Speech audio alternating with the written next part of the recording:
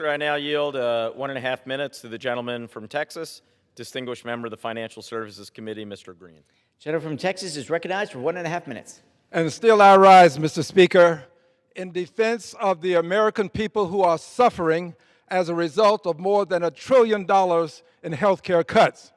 I rise to defend them because my colleagues across the aisle would reduce them to freeloaders, would reduce them to persons who do not deserve to be in the country and receive medical care.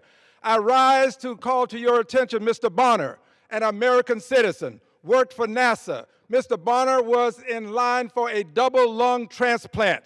His premiums went up to the point that he could not afford the premium that would allow him to get the double lung transplant.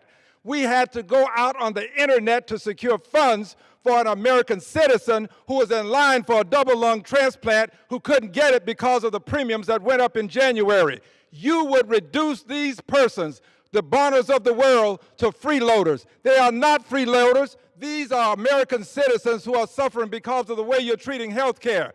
I rise in support of the American citizens who don't have money in the stock market and who are not playing the stock market. They have the supermarket as their means of determining how successful they are. When they go there, they cannot afford the necessities of life. They're having to choose gas over food. I rise in defense of the American people that you reduce to freeloaders and persons who don't care enough about this country to want to support it and make sure that all persons have access to health care. I rise to defend the American people.